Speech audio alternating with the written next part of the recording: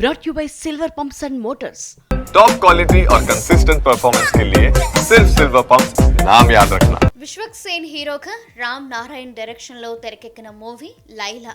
Vishwak lady getup లో ఈ మూవీలో కనిపించనున్నాడని తెలియడంతో ఈ మూవీపై క్యూరియాసిటీ పెరిగింది. లైలాగా విశ్వక్ లేడీ గెటప్ వీడియో ఆ క్యూరియాసిటీని మరింతగా పెంచింది. ఇక ఫిబ్రవరి 14న వరల్డ్ వైడ్ రిలీజ్ అవుతున్న ఈ movie pre release event mega star Chiranjeevi చేతుల మీదుగా హైదరాబాద్ లో జరిగింది.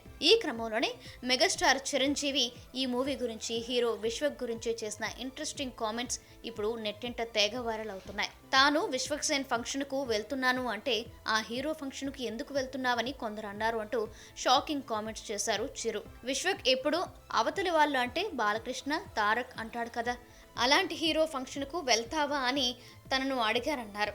అందుకు తాను బాలయ్య, తారక్ మీద తనకు ఇష్టం ఉంటే తన మీద ప్రేమ ఉండకూడదా అని వాళ్ళను అడిగా అన్నారు చిరు. ఫంక్షన్కి వెళ్తున్నావా? ఎందుకు వెళ్ళకూడదు? అతను మన మనిషి కాదు, అవతల బాలకృష్ణ. అప్పుడప్పుడు తారక్ అంటాడు. అంటే మనుషులు అన్నాక వేరే వాళ్ళ మీద అభిమానం, ప్రేమ ఉండకూడదా? నా మీద ఆప్యాయత ఉండకూడదా? ఇదేంటిది?